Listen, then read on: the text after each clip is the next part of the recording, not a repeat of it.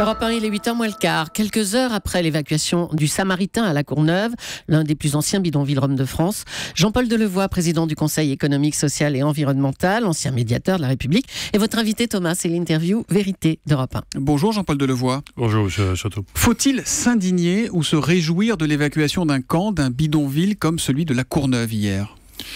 On voit bien qu'en réalité, quand vous regardez l'état de l'opinion, je suis convaincu, dans la population, certainement un soulagement pour certains et une indignation pour les autres. Et on a connu cela à Sangatte, on a connu cela dans d'autres cas. Et je suis tout à fait fasciné par l'évolution de la population.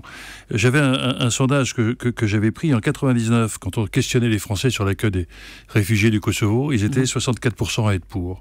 Pour les chrétiens d'Irak, en 2014, 54%. En 2015, 32%.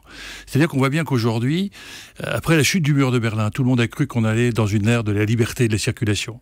Et si vous regardez la construction des murs dans le monde, il n'y a que ça entre les États-Unis et le Mexique, en Hongrie maintenant, entre Israël et Palestine.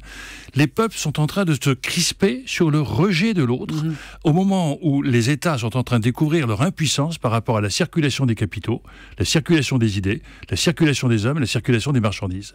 Et donc nous avons devant nous une espèce de choc, de confrontation d'un égoïsme national, voire ce que j'appelais d'un racisme national, et nous sommes dans un état d'indignation. Quand on regarde les Courneuves, on réagit à l'actualité, mais en fin de compte, on a accepté, pendant 8 ans, de voir des hommes et des femmes être logés dans des conditions que nous n'aurions plus acceptées. Quand on a des films comme Le Gone de Chabat, on se dit c'est quand même pas normal que la France ait accueilli des réfugiés d'Algérie. En France, 6e puissance économique mondiale, il y a encore des bidonvilles comme ça en France. Donc en réalité, le vrai problème dans le monde, c'est le traitement des minorités. On voit qu'on s'indigne quand on méprise des minorités dans un certain nombre de secteurs, et nous-mêmes, nous acceptons sur notre territoire un certain nombre de personnes qui vivent dans des conditions absolument anormales. Mais l'abbé Pierre l'avait déjà évoqué à ces moments-là. Quand le secrétaire général du département de Seine-Saint-Denis, Hugues Besancenot, dit hier, des chambres ont été réservées pour les plus vulnérables. Pour les autres, il y a le 115, le SAMU social. Ça vous choque ? C'est quand même pas débordant d'humanité, ça. Bien sûr. C'est le représentant de la République, le préfet. Je pense qu'en réalité, nous devrions traiter ce genre de choses qu'avec des alternatives positives. À partir du moment où on évacue, on règle pas le problème. On déplace le problème. On entendait cette jeune fille, Olga, lycéenne, dans le journal de 7h, le reportage de Raphaël Maillochon. Elle disait, mais moi, j'habite là, je suis à l'école à La Courneuve et on m'envoie à plus de 70 km au fin fond des Yvelines. Donc on est en train de rompre en réalité toute une série de liens sociaux qui se sont tissés grâce aux associations, à celles et ceux qui accompagnaient par une méthode de sédentarisation. Et ce à quoi nous assistons, c'est quoi ? C'est le choc des égoïsmes. Quand on regarde en Europe, le silence européen en laissant les Grecs, la mairie de Calais, se débrouiller. Alors qu'à Calais, quand on regarde les populations locales, grâce à un effort de l'État et de la collectivité locale, les populations locales, elles sont beaucoup plus intelligentes, beaucoup plus apaisées, lorsqu'elles estiment qu'il faut effectivement traiter avec humanité. Et plus on traitera avec humanité ce problème des réfugiés, plus on pourra jouer sur la fermeté. On va venir sur les migrants dans un instant, mais quand même, la mairie de La Courneuve en appelle à la solidarité de la République. Vous, l'ancien médiateur, le président du Conseil économique et social et environnemental, vous pensez que ça veut encore dire quelque chose, la solidarité de la République dans notre pays en 2015 ? Si vous regardez l'avenir de la condition humaine, et c'est d'ailleurs intéressant qu'au moment où on parle du changement climatique, c'est l'encyclique du pape François. La dimension de la condition humaine est universelle, son devenir est dans la solidarité. Or aujourd'hui, tous les réflexes sont un rejet de cette solidarité au profit de sa défense d'un intérêt corporatiste. Et l'on voit bien que la classe politique elle-même est piégée. Pourquoi elle est piégée ? Qu'est-ce qui la piège ? Elle se piège toute seule ? Parce que le rôle d'un politique, c'est de guider le peuple et d'affirmer des convictions, même si on perd ses élections. Or aujourd'hui, on voit bien que la conquête du pouvoir l'emporte sur le débat. Et on est dans le calcul, on n'est pas dans la conviction. Et aujourd'hui, on devrait C'est la dictature de l'opinion ? C'est la dictature du sondage ? C'est la dictature de l'opinion et c'est la dictature de la séduction.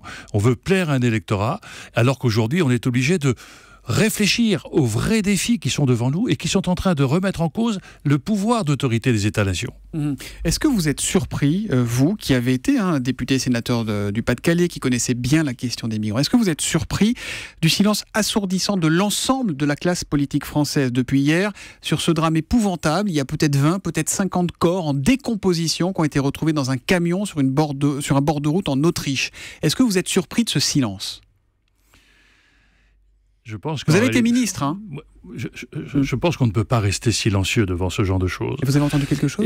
Oui, mais je pense qu'en réalité, nous devrions tous nous interroger les uns et les autres sur le fait que l'opportunité qui nous est offerte, paradoxalement, dans cette COP21, c'est que l'homme aujourd'hui est interdépendant de l'autre. Si on arrive à prendre conscience que sur cette planète, nous sommes tous responsables les uns des autres, et nous sommes dans un silence assourdissant que j'ai entendu, enfin que je vois dans les histoires dans les années 30. C'est-à-dire qu'aujourd'hui, lorsque l'on voit le Liban, 4 millions d'habitants, accueillir 1,5 million de réfugiés, quand on voit ces dégâts par rapport à la Syrie, par rapport à la Libye. Nous sommes tous les uns et les autres concernés par la désespérance et on se tait quand c'est l'autre qui gère le problème. Or, nous sommes tous concernés par le problème. Et que la notion des flux migratoires est aujourd'hui posée sur la place publique. Et qu'évidemment, la réponse ne peut pas être uniquement une réponse d'égoïsme en disant chacun se débrouille. C'est au niveau continental que l'Europe doit effectivement développer des centres d'accueil de grande qualité, de grande humanité. Est-ce que c'est pas l'échappatoire facile de l'Europe? On dit oui, ça doit se faire au niveau européen. Oui, on va faire quelque chose au niveau européen. Voilà. Il n'y en a qu'une qui parle aujourd'hui, et d'ailleurs Laurent Jospin dit très bien, exactement, dans son édito ce matin. Oui, mais je veux dire, moi quand j'étais président de l'Association des maires de France, le problème des Roms était déjà posé. Et le problème des Roms ne peut se régler que si les collectivités locales, à un échelon supérieur de la commune, décident de construire des aires d'hébergement, décident de faire en sorte qu'il y ait une prise en charge financière à un autre échelon que la commune. Parce que, à l'évidence, on ne peut pas laisser sur un seul le poids d'un problème international. Aujourd'hui, les États ne maîtrisent plus leurs frontières. Et donc, on n'est plus dans la gestion d'un territoire et dans la maîtrise d'un territoire, ce qui est l'illusion d'un certain nombre qui disent qu'il faut refermer les frontières. On est dans la gestion des flux. Eh bien, dans la gestion des flux, il y a évidemment aujourd'hui, on a un problème, les États ne gèrent plus la régulation capitalistique, ne gèrent plus les mafias qui aujourd'hui gèrent des marchés illégaux, parce que le problème il est là aussi, c'est qu'en fin de compte, il y a un business sur ces réfugiés. Il y a une désespérance des hommes, mais il y a un enrichissement d'un certain nombre de nôtres qui se nourrissent de la misère des hommes. Qu'est-ce que vous dites pour finir au chef de l'État, au président de la République, à François Hollande ce matin? Je crois que l'Europe, c'est d'abord et avant tout un modèle de société. Et que le modèle de société, c'est pas le repli sur soi. Nous devons en même temps réfléchir à ce que le modèle économique est en train de se mettre en place, risque de créer un certain nombre de fractures. On a aussi des migrations économiques. Quand les usines partent et laissent toute une série de chômeurs, qu'est-ce que l'on fait en termes de projet de société? Et on a aujourd'hui, dans cette incapacité qu'a le monde de gérer un certain nombre de conflits, eh bien, la désespérance des hommes créera le franchissement des frontières et viendra poser un problème de la confrontation de la misère. Merci Jean-Paul Delevoye d'avoir été en direct sur Europe 1 ce matin. Merci, bonne journée à vous.